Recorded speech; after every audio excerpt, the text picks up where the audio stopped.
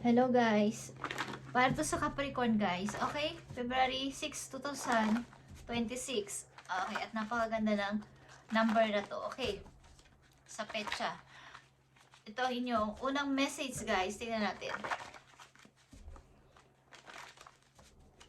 Ngayong February 6, 2026 sa mga Capricorn, tingnan natin ang inyong message galing sa inyong guidance guys. Okay.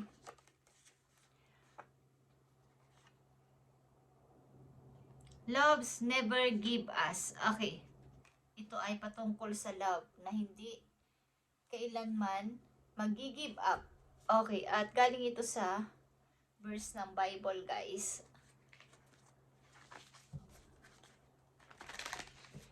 Loves never give us. At ano ang kahulugan nito sa inyo? Message today, Capricorn. About ito sa love na hindi kailanman mag-give up. Ano man ang mangyari, ano man ang pagsubok, ano man ang kahinatnan ng sitwasyon is hindi susuko ang pag-ibig na to, okay? May kinalaman man to sa inyong buhay mag-asawa, buhay magkasintahan, o sa inyong pamilya. Okay, guys? Capricorn, ito ay inyong message today.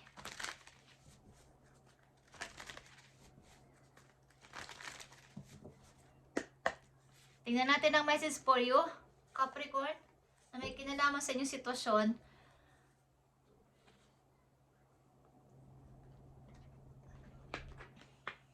Okay. At nandito ang Voyage of the Heart. May kinalaman itong loves never give up sa inyong pag-ibig, maybe. Ang inyong kasintahan o asawa ay nasa malayo, maybe. At sa pamagitan ng inyong pagmamahal sa kanila sa kanya is, nagpapadala kayo ng message sa hangin, nagbibigay kayo ng message sa, pinapadala nyo sa hangin ng inyong kiss sa kanya, okay? Ang salitang I love you, I miss you, I need you. Okay, sa tao na to. Okay, guys. Tingnan natin, Capricorn. Ang inyong message today, February 6, 2026. Tingnan muna natin ang inyong lumipas na kasaysayan. Okay, I need lang ng 2 messages dito.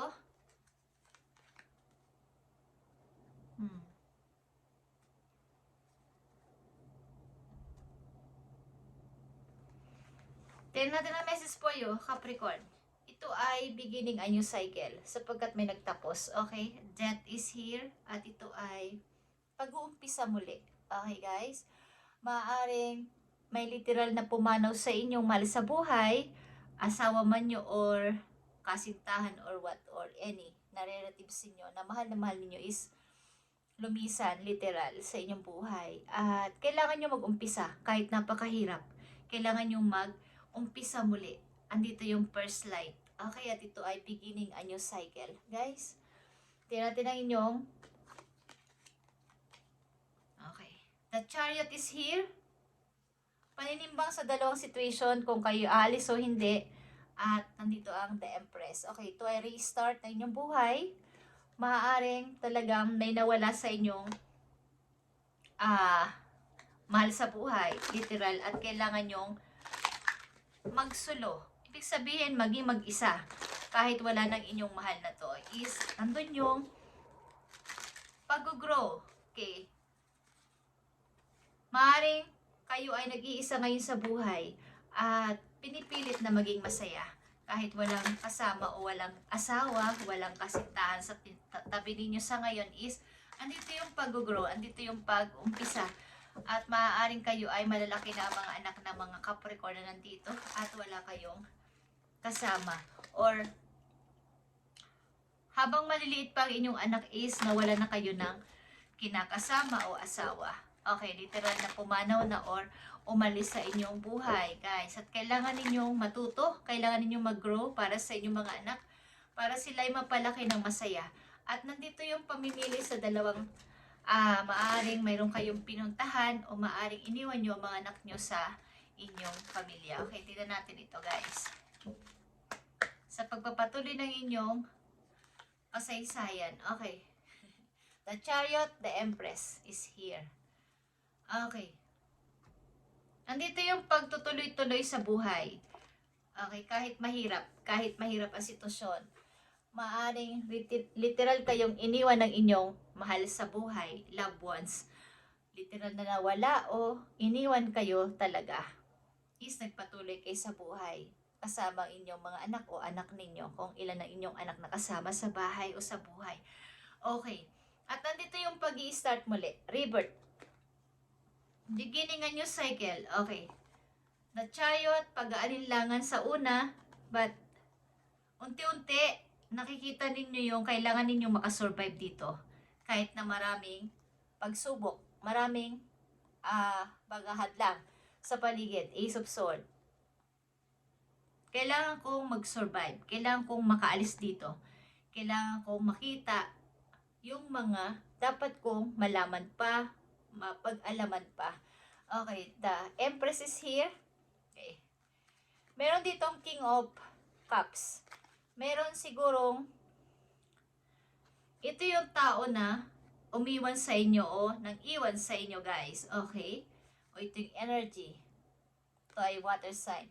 Ito ay sobrang nagpalugmok sa inyo. Sapagkat ang tao na to ay maybe mahal na mahal ninyo, but andito yung nasayang lang. Nasayang lang yung effort. Nasayang lang yung pagmamahal ninyo sa person na to. Okay? Natapon ng lahat ng inyong naipundar, parang na-invest na emosyon sa tao na to. Kung kayo ay iniwan nito, hey guys, tignan natin ang pagpapatuloy nitong inyong message, Capricorn.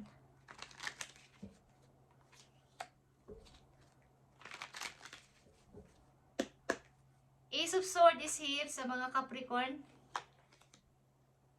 Pagpapatuloy ng inyong naumpisahan na. Dito na ang first light. King of Cups. Okay guys. Andito na yung inyong porsigido na kayo kung anong inyong something na buuin ulit sa inyong buhay. I-start ulit. Okay? The Magician is nandito. At the Ace of Swords, nakikita nyo itong Wheel of Fortune. Dadating ang mga opportunity is andyan na sa inyong harapan. Okay, andito na ulit yung umpisa at nag-uumpisa na ulit ang pagpasok ng oportunidad, guys, matapos ninyong malaman ang katotohanan, matapos ninyong mapagtanto na kailangan kong makasurvive dito. Hindi ako dito pwedeng mag-stuck lang ng napakatagal habang ako ay nabubuhay. Okay. King of Cups is here. Yeah. Ito yung personal ang iwan sa inyo, guys. Iniwan kayo sa kawalan. Siguro ito ay mayroong gusto pang gawin sa buhay. Pagamat mahal nyo ang isa't isa, andito yung pag-iwan. Someone is leaving. Okay, sa tabi mo. Capricorn, maaaring kayo ay mga bata pa dito para buuin ang napakamatibay na foundation ng love. Maaaring hindi ito matured pa na pag-ibig, kaya nagkaroon ng ganitong klaseng paghihiwalayan. Okay, Capricorn. Kaya nandito ang loves never gives up. Sa inyong unang message, kung natatandaan nyo, una kong sinabi sa inyo, loves never gives up. Gives up. Hindi ko alam kung hindi nyo pa gini-give up ang pag-ibig na to o ang inyong person. Capricorn, vice versa. Okay, ano naman sa inyo dalawa? Is, maaaring ang pag-ibig na to ay mayroong pagpapatawad. Sapagkat ang ilan sa inyo sa nanatiling single, at maaaring marami ditong love pa sa puso ninyo para sa tao na to. Tingnan natin ito, guys, sa pagpapatuloy ng inyong message. Andito ang mga opportunity na dumarating sa inyong harapan na this time. Andito ang Wheel of Fortune. Andito ang Eight of Cups. Tingnan natin to, guys. Okay. So, ilan sa inyo sa ngayon ay katulad ng Queen of Wands. As a Queen of Wands, natutong mamuhay ng matibay, malakas, may strong personality. At pinapakita nyo na kaya nyo any problem, any situation. pinapakita nyo na kaya nyong i-handle, maaring kayo ay masayahin person sa kabila ng mga nangyari o nangyayari sa inyong buhay, is andito yung inyong happy sa inyong mukha, sa inyong labi. Lagi kayo naka-smile, lagi kayo nagpapasaya sa lahat, nagbibigay ng light sa lahat, nagbibigay ng saya sa mga kaibigan. Okay. Wheel of Fortune is here. Okay guys. Wheel of Fortune is here because andito ang 10 of Pentacles. Maaaring ito rin yung time na mayroong makikipag-reunite sa inyo na dati ninyong nakasama sa buhay, Capricorn. Something event is paparating o magkakaroon ng reunion dito para magkita ang dalawang taong dati nagkasama sa buhay sa bahay na ama o ina ng inyong mga anak, guys. May magtatagpo dito na inyong nakasama sa inyong buhay dati. Maaaring friend na kayo at andito yung saya. Something reunion is mangyayari. At ang sa inyo naman ay may gaganaping reunion. Something pupunta kayo sa event or kasiyahan sa family. At meron kayong makikitang matagal nyo ng kakilalang person. Ito ay makakasama nyo pang long term. Okay, habang buhay. Maaring tanggap ka ng person na to kahit na ito ay alam niya yung pinagdaanan. Maaring ito ay close friend mo, true friend mo, loyal friend mo, yung kabataan. Okay, at nagkita kayo o magkikita kayo muli sa isang okasyon. Okay guys, at yung masasabi mo parang pang long time na makakasama mo habang buhay. Okay, ito ay happy ending. Okay guys, at nandito ang 8 of Cups. Okay, the Moon. Ang pag-alis ng tao na to ay nanatiling lihim until now. Bakit siya umalis? Ito ay something secret. Okay. Na hindi pa masabi-sabi, bakit pa kita iniwan? Bakit ba ako umalis? Merong reflect ang tao na to sa sarili niya mismo. Hindi niya rin malaman sa sarili niya bakit siya naguguluhan at bakit ginawa to sa'yo. Okay, Capricorn. Tingnan natin ang paparating na message po iyo, Capricorn. Loves never gives up. Maaaring meron tao dito na babalik sa buhay din ng ilang Capricorn para ito ay buuin ulit ang isang nasirang family. Okay, at something secret is revealed. May magsasalita na dito ng kanyang sekreto. Okay guys, tingnan natin ito.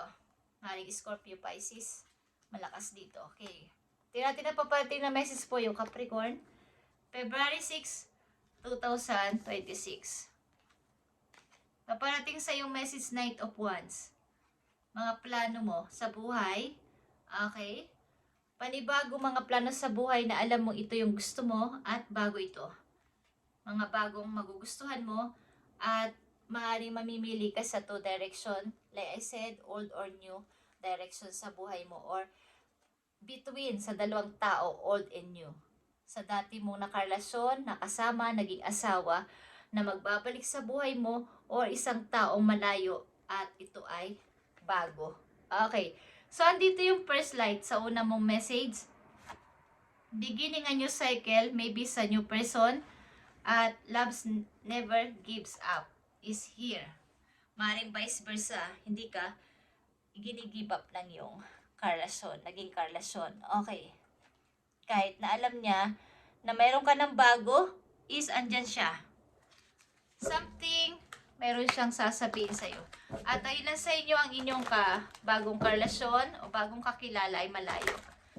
Mukhang ito ay online nyo nakilala, guys. At ito ay direct message. Okay. Tingnan natin ito, Capricorn. Dalo pang mahalagang message dito po you. February 6, 2026. Maring mamimili ka sa dalawang tao. Dati mong nakarelasyon or bagong person. Okay guys. At nandito ang first light. Beginning a new cycle. Okay. Mahirap mamili dito. But something kailangan mo tong pag-aralan. Andito ang magician. Yeah. Andito ang strength guys. Ipaglalaban ng dalawang person dito ang kanilang pagmamahalan. Ano man ang mangyari. Something. Okay. Maaaring ikaw nga ay lumayo or nilayuan ng isang person at nahirapan ka dito sa pagpapalaki ng iyong mga anak hanggang sa maging okay na sila sa ngayon. Okay. Andito ang King of Cups again. Okay. Dealing ka sa Scorpio maybe. Malakas ito ang King of Cups, Capricorn. At ang person na to ay lumuluha. Something na nagsisisi sa kanyang ginawa sa iyo. Sayang. Okay, umiiyak siya. Ay sisisi. Something. Regret. Yeah. Sa pag-alis ng isang person sa kanya. Okay guys. Ito ay yeah.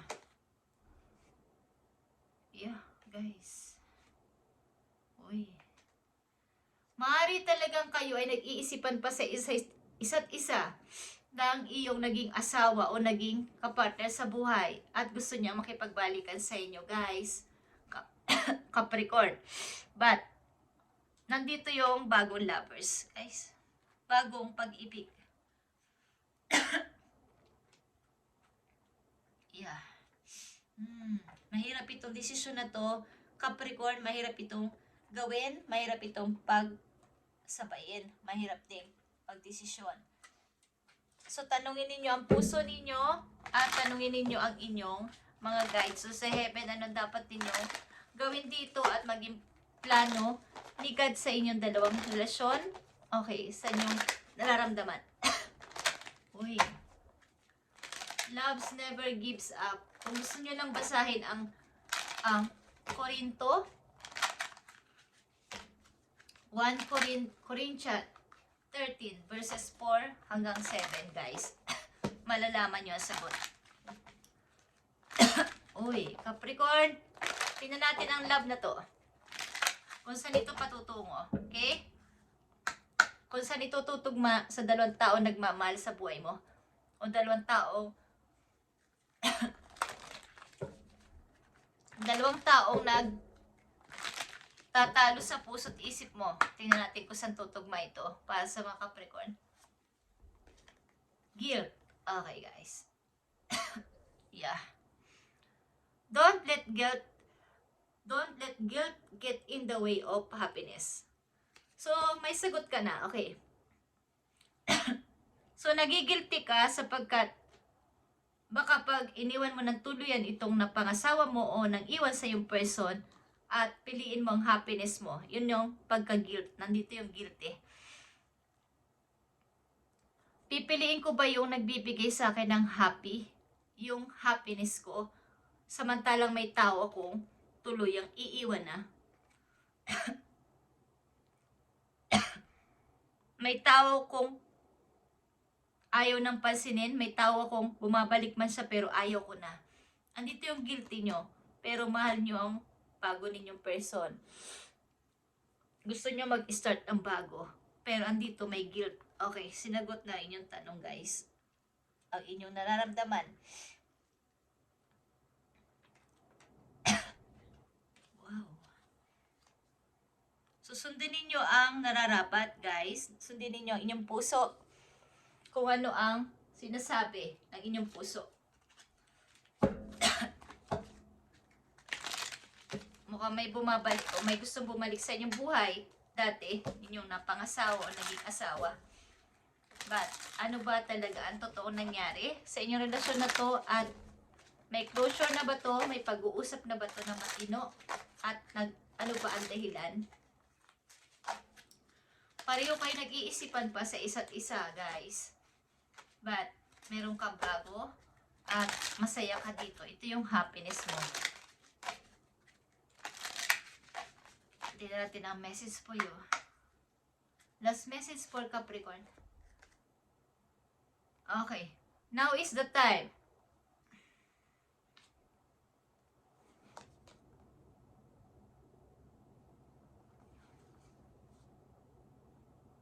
Now is the time, Capricorn. Ano itong now is the time, guys? Oh my gosh.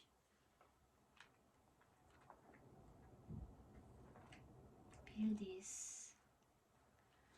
Now is the time. Tingnan natin to, guys. Now is the time.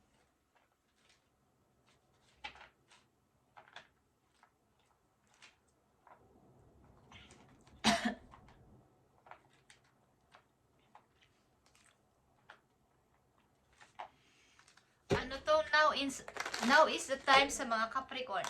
I need message dito. Please send a message. About ba to sa kanilang pag-ibig o about ba to sa kanilang career? Now is the time. Ano gusto mong ipahiwatig sa mga Capricorn?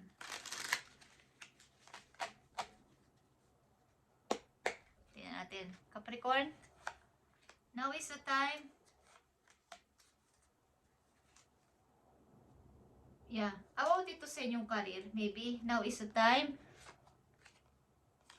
Andito ang 5 of Swords. Okay?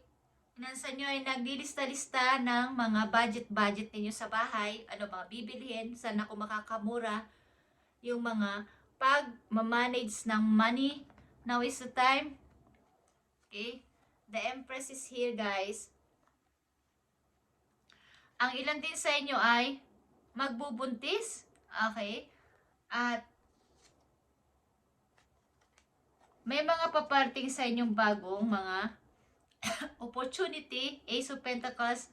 Ito yung tamang time para kayo ay maging creative sa buhay para mapalago pa inyong money sapagkat ang ilan sa inyo ay nagtitipid sa money this time at nagsusulat kung nagdilista-lista kung ano ang dapat ninyong alisin, ano ang dapat ninyong ilista, ano ang dapat ninyong i-manage dito sa inyong mga bibilhin or iba budget.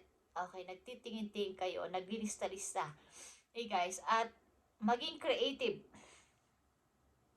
Ang ibig sabihin din ng Empress ay pag-grow sa sarili about ito sa kaperahan ninyo.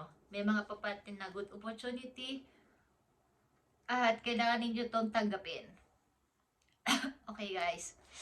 Ito yung time para kayo maging creative sa buhay at yung mga naudot ninyong gagawin o ginawa dati na hindi natapos, is time to do it again. Okay, mga project, trabaho, something na inyong pinasimulan na negosyo na naudlot, what is dapat ito inyong ituloy ulit o do it again. Okay, Capricorn, ito inyong message today, February 6, 2026, at maaaring maguguluhan kayo sa mga taong ito sapagkat may babalik at may bago kayong nandyan sa inyong paligid sa ngayon.